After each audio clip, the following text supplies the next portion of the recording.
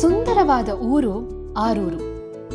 ಆ ಊರಿನ ಮುದ್ದಾದ ಕುಟುಂಬ ಶ್ರೀ ರಘುರಾಮರಾವ್ ಹಾಗೂ ಶ್ರೀಮತಿ ಶಾರದಮ್ಮ ದಂಪತಿಗಳ ಸುಂದರ ಸಂಸಾರ.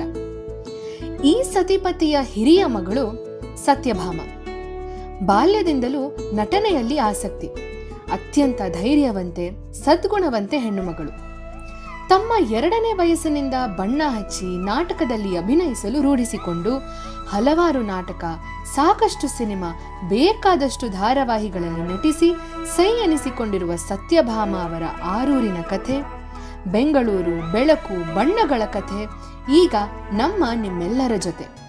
ಸ್ವಾಗತ ಶ್ರೀಮತಿ ಸತ್ಯಭಾಮ ಅವರ 101 ನೆನಪು ಹೊಸ ಸರಣಿ. 101 ನೆನಪು. ವೀಕ್ಷಕರೇ, ಸ್ನೇಹಿತರೆ, ನಮಸ್ಕಾರ. ನಿಮ್ಮೆಲ್ಲರಿಗೂ ನಿಮ್ಮ ಪ್ರೀತಿಯ ರಘುರಾಮ್ ಮಾಡುವ ಆತ್ಮೀಯ ನಮಸ್ಕಾರಗಳು, ಸ್ವಾಗತ. ನಮ್ಮ ಸತ್ಯಭಾಮ ಅಮ್ಮ ಅವರ ಬದುಕಿನ ಅವರ 101 ನೆನಪಿನ ಪಯಣಕ್ಕೆ ನೋಡಿದಿರ. ನಿನ್ನೆ ಸಂಚಿಕೆಯಲ್ಲಿ ಅವ್ರ ಕುಟುಂಬ ಎಲ್ಲ ಮಾತಾಡಿಸಿದ್ರು. ಮತ್ತೆ ಎಂಡ್ ಟೈಮ್ನಲ್ಲಿ ಎಲ್ಲರೂ ನಾನು ಮಾತಾಡಿಸ್ತೀನಿ. ಬಟ್ ನನಗೆ ಇವತ್ತು ಇಲ್ಲಿ ಬಂದು ಕೂತ್ಕೊಳ್ಳೋದಕ್ಕೆ ಕಾರಣಕರ್ತರಾದ ನಮ್ಮ ಪಿ ಕಾಳಿಂಗರಾವ್ ಅವರ ಮೊಮ್ಮಗ ಗುರು ಅವರು, ಮೋರ್ ದೆನ್ ದಟ್ ಅಕ್ಷಯ್ ಅವರು, ಸತ್ಯಭಾಮ ಅಮ್ಮ ಅವ್ರ ಮಗ, ಅವ್ರ ಇನಿಷಿಯೇಟಿವ್ ತೊಗೊಂಡು ಇವತ್ತು ಬಂದು ಅವ್ರ ಮನೆಯಲ್ಲಿ ಕೂತ್ಕೊಂಡು ಅಮ್ಮನ ಪಕ್ಕ ಮಾತಾಡ್ತಿದ್ದೀನಿ. ನೀವೆಲ್ಲ ಆಸೆ ಪಟ್ಟಿದ್ರಿ ಸತ್ಯಭಾಮ ಅಮ್ಮನ ಸಂದರ್ಶನ ಮಾಡಿ, ಸತ್ಯಭಾಮ ಅಮ್ಮನ ಸಂದರ್ಶನ ಮಾಡಿ. ಅದಕ್ಕೆ ಅವಕಾಶ ಮಾಡಿಕೊಟ್ಟಿದ್ದ ಆ ಇಡೀ ಕುಟುಂಬಕ್ಕೆ, ಅವ್ರ ಮಗ ಅಕ್ಷಯ್ಗೆ, ಅವರ ಮಿಸ್ಸಸ್ಗೆ, ಅವರ ಸಿಸ್ಟ್ರಿಗೆ, ಅವರ ಭಾವನಿಗೆ, ಮಕ್ಕಳಿಗೆ, ಮೊಮ್ಮಕ್ಕಳಿಗೆ ಎಲ್ಲರಿಗೂ ಹೃದಯಪೂರ್ವಕವಾದ ಧನ್ಯವಾದಗಳನ್ನ ತಿಳಿಸ್ತಾ, ಗುರುವರೇ ಮತ್ತೊಮ್ಮೆ ನಿಮಗೂ ಥ್ಯಾಂಕ್ಸ್ನ ತಿಳಿಸ್ತಾ, ಎಲ್ಲ ಪ್ರೇಕ್ಷಕ ಪ್ರಭುಗಳೇ, ನೀವು ಅಮ್ಮನ ಸಂದರ್ಶನ ನೋಡಬೇಕು ಅಂತ ಕೇಳಿದ್ರಿಂದ ನಿಮ್ಮ ಆಸೆಗೆ ಬೆಲೆ ಕೊಟ್ಟು ಅವ್ರ ಇಡೀ ಕುಟುಂಬ ಸಹಕರಿಸಿದೆ. ಸೊ ನಿಮಗೆ ಎಲ್ರಿಗೂ ಥ್ಯಾಂಕ್ಸ್ ಹೇಳ್ತಾ, ಸತ್ಯಭಾಮ ಅಮ್ಮ ಅವರ ಬದುಕಿನ ಕಥೆಗೆ ನಿಮಗೆ ಸ್ವಾಗತ ಬಯಸ್ತಾ ಇದ್ದೀನಿ. ನಿಮಗೆಲ್ಲ ಗೊತ್ತು, ಈ ಕಾರ್ಯಕ್ರಮ ಮಾಡಬೇಕಾದ್ರೆ ನಿಮ್ಮ ರಘುರ ಮುಖಕ್ಕೆ ಬಣ್ಣ ಹಚ್ಚಲ್ಲ, ಬಣ್ಣದ ಮಾತಾಡಲ್ಲ. ಆದರೆ ನಮ್ಮ ಬಣ್ಣದ ಲೋಕ ಕಟ್ಟಿಕೊಟ್ಟಿರುವ ಕಲಾವಿದರನ್ನ, ಅವ್ರ ಕುಟುಂಬನ ಎಲ್ಲೇ ಹೋಗಿ ಹುಡುಕಿ ಹೆಕ್ಕಿ ಅವರ ಜೀವನದ ಕಥೆನ ನಿಮ್ಮ ಮುಂದೆ ದಾಖಲಿಸೋದು ಮರಲ್ಲ ಅಂತ ಹೇಳ್ತಾ, ಮತ್ತೊಮ್ಮೆ ಮಗದೊಮ್ಮೆ ತಮ್ಮೆಲ್ಲರಿಗೂ ಈ 101 ನೆನಪು ಹೊಸ ಸರಣಿಗೆ ಸ್ವಾಗತ. 101 ನೆನಪು. ಪ್ರೀತಿಯ ಪ್ರೀತಿಯ ಪ್ರೀತಿಯ ಗೌರವಾನ್ವಿತ ಕಲಾವಿದೆ, ಹಿರಿಯ ಕಲಾವಿದೆ ಸತ್ಯಭಾಮ ಅಮ್ಮ ಅವರು. ಅಮ್ಮ ನಮಸ್ಕಾರ. ನಮಸ್ಕಾರ. ಆರೂರು ಸತ್ಯಭಾಮ ಅವ್ರಿಗೆ ನಮಸ್ಕಾರ. ನಮಸ್ಕಾರ ನಮಸ್ಕಾರ ನಮಸ್ಕಾರ. ಥ್ಯಾಂಕ್ ಯು ಮಾ. ತುಂಬ ಖುಷಿ ಆಯಿತು ನನಗೆ ನೀವು ಅವಕಾಶ ಕೊಟ್ಟಿದ್ದು.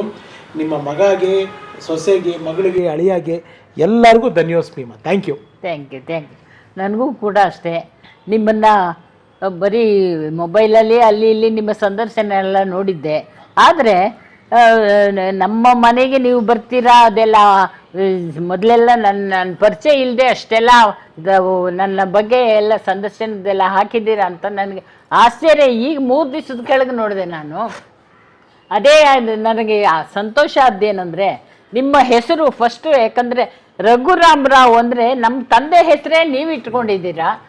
ನಾನು ಕಲಾವಿದೆಯಾಗಿ 50 ವರ್ಷದಿಂದ ರಂಗಭೂಮಿ ಸೇವೆ ಮಾಡ್ತಾ ಇದ್ದೀನಿ. ಆದರೆ ಈಗ 50 ವರ್ಷದಿಂದಲೂ ಕೂಡ ಈ ರಘುರಾಮರಾವ್ ಅನ್ನೋ ಹೆಸರಿನವರು ನನ್ನ ಸಂದರ್ಶನ ಮಾಡೋಕ್ಕೆ ಇಲ್ಲಿ ಬಂದಿರೋದು ನಮ್ಮ ತಂದೆಯ ಆತ್ಮನೇ ನಿಮ್ಮಲ್ಲಿ ಸೇರ್ಕೊಂಡು ಬಂದಿದೆ ಅಂತ ನನಗೆ ಅನಿಸ್ತಾ ಇದೆ.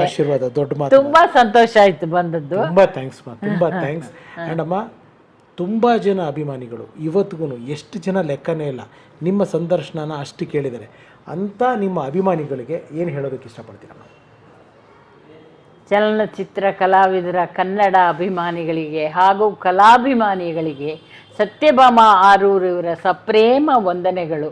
ನನಗೆ ತುಂಬ ಸಂತೋಷ ಆಗ್ತಾ ಇದೆ. ನೀವು 50 ವರ್ಷದಿಂದ ನಾನು ಮಾಡಿದ ಚಿತ್ರಗಳನ್ನೆಲ್ಲ ನೋಡಿ ಇನ್ನೂ ನನ್ನ ಮೇಲೆ ಇಷ್ಟೊಂದು ಅಭಿಮಾನ ಇಟ್ಕೊಂಡಿರೋದು ನನ್ನ ಪೂರ್ವ ಜನ್ಮದ ಪುಣ್ಯ ಅಂದ್ಕೊತೀನಿ. ನಿಮ್ಮ ಅಭಿಮಾನ ನನ್ನ ಕೊನೆ ಉಸಿರಿರುವವರೆಗೂ ಹೀಗೆ ಇರಲಿ ಅಂತ ನಿಮ್ಮನ್ನು ಕೇಳ್ಕೊತೀನಿ ಅಷ್ಟೇ. ಥ್ಯಾಂಕ್ ಯು ಸೋ ಮಚ್ ಮಾ. ತುಂಬ ಚೆನ್ನಾಗಿ ಹೇಳಿದ್ರಿ. Thank you. ಎಸ್, ಇವಾಗ ನಿಮ್ಮ ನೆನಪಿನ ಊರುಗಳಿಗೆ ಹೋಗೋದಕ್ಕೆ ನಾವು ಪ್ರಯತ್ನ ಪಡೋಣ. ಫಸ್ಟ್ ಆರೂರಿಗೆ ಹೋಗ್ಬಿಡೋಣಮ್ಮ. ನಿಮ್ಮ ಊರು ಆರೂರು ಸತ್ಯಭಾಮ ಅವರು. ನಿಮ್ಮ ಆರೂರಿನ ದಿನಗಳು ಅಂತಾರೋಗೇನೆ ನೀವು, ನಿಮ್ಮ ಅಪ್ಪ ಅಮ್ಮ, ನಿಮ್ಮ ತಮ್ಮಂದರು, ತಂಗೀರು ಏನು ಜ್ಞಾಪಕ ಬರುತ್ತೆ? ನಿಮ್ಮ ಕುಟುಂಬದ ಬಗ್ಗೆ ಹೇಳಿ. ನಿಮ್ಮ ತಂದೆಯವ್ರ ಹೆಸರು ರಘುರಾಮರಾವ್, ನಿಮ್ಮ ತಂದೆ ಅಮ್ಮನ ಹೆಸರು ಶಾರದಮ್ಮ ಅಂತ. ಆಮೇಲೆ ನಾವು 5 ಜನ ಮಕ್ಕಳು. ಏನಂದರೆ ನಾನೇ ದೊಡ್ಡ ಮಗಳು, ಇಬ್ಬರು ತಮ್ಮ, 2 ತಂಗಿ. ಆದರೆ ನಾನೇ ಫಸ್ಟ್. ಅದರಿಂದ ನನಗೆ ನಮ್ಮನೇಲಿ ನಮ್ಮ ತಾಯಿ ತುಂಬ ಚೆನ್ನಾಗಿ ಕಲರ್ ಇದ್ದರು, ಒಳ್ಳೆ ಬಣ್ಣ. ಆಮೇಲೆ ನಾನು ಸ್ವಲ್ಪ ನಮ್ಮ ತಂದೆ ಥರ ಅಂದರೆ ನಮ್ಮ ತಂದೆ ಒಳ್ಳೆ ಫಿಗರು, ಕಲರ್ ಸ್ವಲ್ಪ ನನಗಿಂತ ಬೆಳಗ್ಗೆ ಇದ್ದರು, ಆದರೂ ಒಳ್ಳೆಯ ಕಲಾವಿದರು.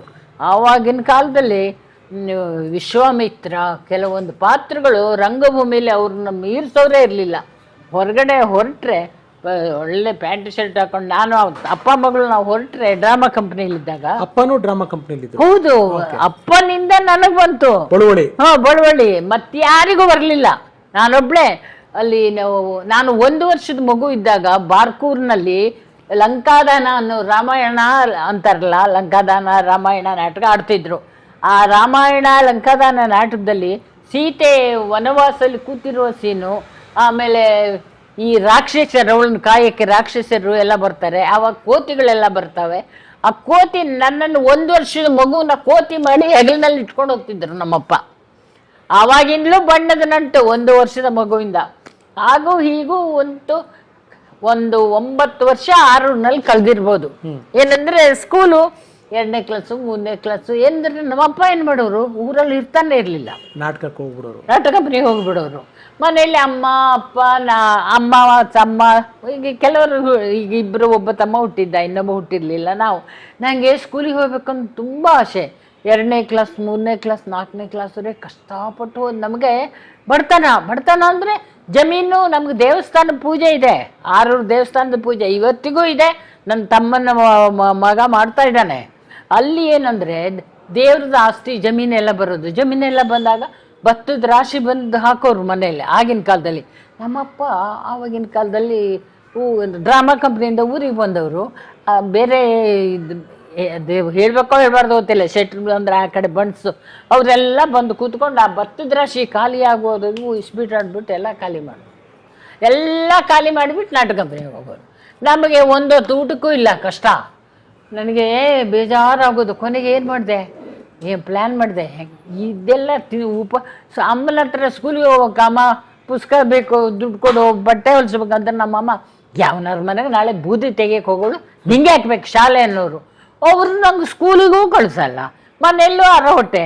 ಅದಕ್ಕೆ ಏನು ಪ್ಲ್ಯಾನ್ ಮಾಡಿದೆ ನಾನು, ಅಪ್ಪ ಇನ್ನೊಟ್ಟಿ ನಾಟಕ ಕಂಪನಿಗೆ ಹೋದರೆ 2 ಹೊತ್ತು ಹೊಟ್ಟೆ ತುಂಬ ಊಟ ಮಾಡ್ಬೋದು ಅಂತ ಹೇಳ್ಕೊಂಡು. ಆವಾಗ ಅಪ್ಪಯ್ಯ ನಮ್ಗೆ ಸರಿಯಾದ್ದು ಲಂಗನೇ ಇರಲಿಲ್ಲ. ಒಂದು ಲಂಗ ಹಾಕ್ಕೊಳ್ಳೋದು, ಮನೆಗೆ ಬಂದು ಅದನ್ನು ವಾಶ್ ಮಾಡಿ ಅವ್ರ ಅಮ್ಮನ ಸೀರೆ ಹಿಂಗೆ ಉಟ್ಕೊಂಡು ಅದು ಒಣಗೋರೆ ಕೂತ್ಕೊಂಡು ಮತ್ತೆ ಸ್ಕೂಲಿಗೆ ಹೋಗೋದು, ಆ ಥರ ಇತ್ತು. ಬೇಡವೇ ಬೇಡ ಅಂತ ನಮ್ಮ ಅಪ್ಪ ಇನ್ನೊಟ್ಟಿ ನಾಟಕ ಕಂಪನಿಗೆ ಹೋಗ್ತೀನಿ ಅಂತ ಕೂತ್ಕೊಂಡೆ. ಅದೇ ಟೈಮಿಗೆ ಸರಿಯಾಗಿ ಪಾಪ ಸದಾಶಿವ ಬ್ರಹ್ಮ ಅವರು ಕೇಳಿದ್ರಲ್ಲ, ನಮಗವ್ರು ದೂರದಿಂದ ಸಂಬಂಧ ಆಗಬೇಕು, ಮಾವ ಕುಟುಂಬ ಎಲ್ಲ ಏನಾದ್ರಮ್ಮ ಇವಾಗ? ಅದು ಏನಾದರೂ ಗೊತ್ತಿಲ್ಲ ರೀ ಪಾಪ. ಅಂದ್ರು ಒಳ್ಳೆ ವ್ಯಕ್ತಿ ಅವರು. ಬ್ರಹ್ಮ ಅವರ ಆಕ್ಚುಲಿ ನಾನು ಹುಟ್ಟಿದ್ದು ಬ್ರಹ್ಮ ಅವರನ್ನೇ. ನಮ್ಮ ತಾಯಿ ಮನೆ ಅಜ್ಜಿ ಮನೆಯಲ್ಲ ಅಲ್ಲೇ. ಅವರು ಅಲ್ಲಿ ಕಲಾವೈಭವ ನಾಟ್ಯ ಸಂಘ ಬೆಳಗಾವ್ ಅಂತ ಅವರದ್ದು ಏಣ್ಗಿ ಬಾಳಪ್ಪನವ್ರ ಕಂಪ್ನಿ ಶಿವಮೊಗ್ಗದಲ್ಲಿ ಬಂದಿತ್ತು. ಶಿವಮೊಗ್ಗಕ್ಕೆ ಅವರು ಶಿವಮೊಗ್ಗದಿಂದ ಸದಾಶಿವ ಬ್ರಹ್ಮರ ಆರೂರಿಗೆ ಬಂದರು ಅಪ್ಪಯ್ಯನ ಕರ್ಕೊಂಡು ಹೋಗೋಕ್ಕೆ. ಅಪ್ಪಯ್ಯ ಮೊದಲಲ್ಲಿ ಮಾಡ್ತಾ ಇದ್ರಂತೆ ಪಾತ್ರ ಕಂಪ್ನಿ. ಅಪ್ಪಯ್ಯನ ಕರ್ಕೊಂಡು ಹೋಗಿ ಬಂದವರು. ಸತ್ಯಭಾಮೆ ನೀನು ಬಾ ಮಗ, ನಾನು 9 ವರ್ಷ ಆವಾಗ. ನಿಮ್ಮ ಮೂಲ ಹೆಸರು ಸತ್ಯಭಾಮನೇ? ಸತ್ಯಭಾಮನೆ. ಸತ್ಯಭಾಮ ಅಂತ ಭಾಷೆ ಇದ್ದವ್ರು, ಊರ ಕಡೆ ಭಾಷೆಯವರೆಲ್ಲ ಸತ್ಯಭಾಮೆ ಬಾ ಮಗ ಇದೇ ಭಾಷೆ. ಅಲ್ಲಿಗೆ ಇವ್ರದ್ದು ಸದಾಶಿವಬ್ರಹ್ಮ ಅವರು ನಮ್ಮ ಅಪ್ಪನ ಹತ್ರ, ಅಣ್ಣ ನಾನು ಸತ್ಯಭಾಮನ ಕರ್ಕೊಂಡು ಹೋಗ್ತೀನಿ ನಾಟಕ ಕಂಪನಿಗೆ ಅಂತ ಹೇಳ್ಕೊಂಡು ಫಸ್ಟ್ ನನ್ನ ಕರ್ಕೊಂಡು ಹೋದ್ರು. ಮಾರನೇ ದಿವಸ ಅಪ್ಪಾಯಿ ಬಂದರು. ಫಸ್ಟ್ ನಾಟಕ ಕಂಪನಿಗೆ ಕರ್ಕೊಂಡು ಹೋದ್ದು ಸದಾಶಿವಬ್ರಹ್ಮರು, ಅವರೇ ಮೂಲ. ಅಪ್ಪಯ್ಯನೂ ಬಂದರು. ಆಮೇಲೆ ಶಿವಮೊಗ್ಗ ಕ್ಯಾಂಪು, ಅಲ್ಲಿ ಜಗಜ್ಯೋತಿ ಬಸವೇಶ್ವರ ನಾಟಕ, ಅದರಲ್ಲಿ ನಂದೊಂದು ಪಾರ್ಟ್ 9 ವರ್ಷದವಳು. ಜಗಜ್ಯೋತಿ ಬಸವೇಶ್ವರ. ಆ ಬಸವೇಶ್ವರ ನಾಟಕದಲ್ಲಿ ಇವರು ಕುರುಡನ್ ಪಾತ್ರ, ಯಾರೋ ಸದಾಶಿವಬ್ರಹ್ಮರು. ನಾನು ಅವ್ರ ಕೈ ಇಟ್ಕೊಂಡು ರೋಡ್ ಸೀನಲ್ಲಿ ಬರೋ, ತಾತ ನಾವಿಲ್ಲಿಗೆ ಬಂದು 3 ದಿನಗಳಾಯಿತು, ಇನ್ನೂ ಅಣ್ಣನವರು ಭೇಟಿಯಾಗಿಲ್ಲ, ಅಲ್ಲಿಗೆ ಹೋಗೋಣ ಅಂದರೆ ಬೇಡಂತ, ಇದು ಮಗು ಅವ್ರು ಬರ್ತಾರಂತೆ. ಆವಾಗ ಅಲ್ಲಿಂದ ಬಸವಣ್ಣವ್ರು ಬರ್ತಾರೆ. ಬಂದ ತಕ್ಷಣ ಅವ್ರ ಕಾಲಿಗೆ ನಮಸ್ಕಾರ ಮಾಡೋದು, ಏಳು ಮಗು ಅಂತೇಳಿ ಅವ್ರು ನನ್ನ ತಲೆ ಎಲ್ಲ ಸೋರ್ಬಿಟ್ಟು, ಏನಮ್ಮ ಏನು ಹುಡುಗ ನಾನು, ಏನು ಚೆನ್ನಾಗಿದೆ, ಏನಾಗುತ್ತೆ, ನಿನಗೆ ಹಾಡು ಬರುತ್ತಾ? ಆವಾಗೊಂದು ಹಾಡು ನನಗೆ, ನರವಿಂದದೊಳಗೆನ್ನ ಹುಲುಗಿಳಿಯ ಮಾಡಿ ಸಲಹುತೆ, ಆವಾಗಿನ ಹಾಡು. ಆಮೇಲೆ ಫಸ್ಟ್ಗೆ ಸ್ಟೇಜ್ ಮೇಲೆ ಒಂದು ಹಾಡು ಹಾಡಿದ್ದಾಯ್ತು, ಅದು ಒಂದಾಯ್ತು. ಅಲ್ಲಿಂದ ಇದು ಕುರುಡನ್ ಮಗಂದಾಯ್ತಲ್ಲ ಕ್ಯಾರೆಕ್ಟ್ರು. ನೆಕ್ಸ್ಟು ಅಕ್ಕ ಮಹಾದೇವಿ ಅನ್ನೋ ನಾಟಕ. ಅಕ್ಕ ಮಹಾದೇವಿ ನಾಟಕದಲ್ಲಿ ನಾನು ಕುರುಡು ಹುಡುಗಿಯಾಗಿ ಹೂ ಮರಳು ಈ ಹೂವುಗಳು ಎಷ್ಟು ಚೆನ್ನಾಗಿದ್ದಾವೆ ಹಾಗೆ ಹಿಂಗೆ ಅಂತೆಲ್ಲ ಡೈಲಾಗ್ ಇರಬೇಕು. ನನಗೆ ಊರಿಂದ ಹೋದ್ದು ನೋಡಿ ಹೊಟ್ಟೆ ಹಸುವು, ಬೋರ್ಡಿಗೆ ಬಂದು ಚೆನ್ನಾಗಿ ಊಟ ಮಾಡ್ಕೊಂಡ್ಬಿಟ್ಟು ಥಿಯೇಟ್ರಿಗೆ ಬರಬೇಕಾದ್ರೆ ಒಂದು ಬಾಕ್ಸ್ನಲ್ಲಿ ಅನ್ನ ಸಾಂಬಾರು ಎಲ್ಲರಿ ನಮ್ಮ ಅಪ್ಪಯ್ಯನೇ ಬೇಕು ಅಂತ ಹೇಳ್ಕೊಂಡು ಕೋಲ್ಸ್ಕೊಂಡು ಬಂದು ಆ ಗ್ರೀನ್ ರೂಮೆಲ್ಲ ಅದು ಕೊಬ್ಬರಿ ಎಣ್ಣೆ ಎಲ್ಲ ಹಾಕಿ ತಿಂದು ಚೆನ್ನಾಗಿ ತಿಂದು ಮಲ್ಕೊಂಡ್ಬಿಟ್ಟಿದ್ದೀನಿ. ಸೀನ್ ಬಂದಿದೆ ಅದು ನಂದು, ಆ ಕುರುಡು ಹುಡುಗಿದು ಸೀನ್ ಮೇಲೆ, ಹೇ ಸತ್ಯ ಸೀನ್ ಬಂತು ಹೇಳು ಅಂತ ಬಡ ಹಿಂಗೆ ಎತ್ಬಿಟ್ಟು ಈ ಹೂವನ್ನೆಲ್ಲ ಹಿಂಗೆ ಹಿಡ್ಕೊಂಡು ಮಧ್ಯ ಸ್ಟೇಜಿಗೆ ಹೋಗ್ಬಿಟ್ಟು ಆಮೇಲೆ ಹಿಂಗೆ ಜನಗಳನ್ನೆಲ್ಲ ನೋಡಿ ಆಮೇಲೆ ಕೊಂಡು ಮುಚ್ಕೊಂಡು ಈ ಹೂಗಳು ಎಷ್ಟು ಅಂದವಾಗಿವೆ ಆವಾಗಿನ ಕತೆಗಳು ಹೇಳೋದು. ಅದ್ಭುತ. ಅಲ್ಲ ನಂಗೆ ಬರ್ತಿಲ್ಲ ನೋಡಿ ಇವತ್ತಿಗೂ. ಅದಂಗೆ ಹೇಳ್ತಾ ಇದ್ದೀರಾ? ಹೌದು, ಹಂಗೆ ಆಗೋದು. ಆಮೇಲೆ ಏನು ಎಲ್ಲ ಇದೆಲ್ಲ ರಾಕ್ಷಸಿ ಥರ ಮೇಕಪ್ ಮಾಡೋದು. ಸದಾಶಿವಬ್ರಹ್ಮರ ಹೆಂಡತಿ ರತ್ನತ್ತೆ ಅಂತ 9-10 ವರ್ಷಗಳಲ್ಲ, ಇಲ್ಲೊಂದು ಕಲರ್ ಎಲ್ಲ ಹಾಕಿ ನಾಳೆ ನಿಮ್ಮ ಅಮ್ಮನಿಗೆ ಕಳಿಸ್ಕೊಡಿ ಫೋಟೋ. ಅದು ರಾಕ್ಷಸಿಯನ್ನು ಸೀತೆನ ಕಾಯೋದು ಮಾಡ್ಬೇಕಲ್ಲ, ಅದೆಲ್ಲ ಮೇಕಪ್ ಹಾಕಿರೋರು ಎಲ್ಲ ಆಗಿ ಲಾಸ್ಟಿಗೆ ಬರೋದು ಆ ಸೀನು. ಲಂಕಾದಾನ ಅದರಲ್ಲಿ ಲಾಸ್ಟ್ ಬರೋ ಸೀನು. ಅಷ್ಟೊತ್ತ ನಿದ್ದೆ ಬರುತ್ತಲ್ಲ, ಅಲ್ಲಿ ಹಿಂದೆ ಪರದೆ ಎಲ್ಲ ಸುತ್ತಿ ಕಟ್ಟಿಟ್ಟಿರ್ತಿದ್ರು. ಆ ಪರದೆ ಮೇಲೆ ಆರಾಮಾಗಿ ಮಲ್ಕೊಂಡ್ಬಿಟ್ಟಿದ್ದೀನಿ ಚೆನ್ನಾಗಿ ತಿಂದು. ಆಮೇಲೆ ನಾಟಕ ಬಿಟ್ಟ ಮೇಲೆ ಸತ್ಯ ಹೇಳು ಆಮೇಲೆ ಅದು ನೋಡಿದ್ರೆ ಏನೂ ಇಲ್ಲ, ನಾಟಕನೇ ಮುಗಿದೋಗಿದೆ. ಬಣ್ಣ ಬಡ್ಕೊಂಡು ರಾಕ್ಷಸಿ ಥರ ಇದ್ದೀನಿ ಹಿಂಗೆ ಇಂಥ ಅನುಭವ ಅಲ್ಲಿ. ಈ ನಾಟಕಗಳು ನೀವು ಓಡಾಡ್ತಾ ಇರ್ಬೇಕಾದ್ರೆ ನಿಮ್ಮ ಊರ್ನ, ನಿಮ್ಮ ತಂಗಿರ್ನ, ತಮ್ಮಂದ್ರನ್ನ, ತಾಯಿನ ಎಲ್ಲ ಮಿಸ್ ಮಾಡ್ಕೊಂತ ಇರ್ಲಿಲ್ವ ನೀವು? ಇಲ್ಲ, ಬರೀ ನನಗೆ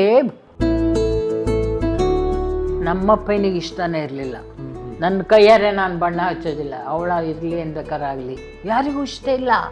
ಆಗಿನ ಕಾಲದಲ್ಲಿ ಹೆಣ್ಮಕ್ಳು ಬಣ್ಣ ಹಚ್ತಿರ್ಲಿಲ್ಲ, ಸ್ಟೇಜ್ ಮೇಲೆ ಬರ್ತಿರ್ಲಿಲ್ಲ. ಆಗಿನ ಕಾಲದಲ್ಲಿ ಏನಂದರೆ ಸಣ್ಣ ಊರಲ್ಲೆಲ್ಲ ಬೇರೆ ಜಾತಿ ಹೆಣ್ಮಕ್ಳು ಹೊರಗಡೆ ಹೋದ್ರಂದ್ರೆ ಬಾಂಬೆಗೆ ಹೋದ್ರು ಅಂತ ಲೆಕ್ಕ.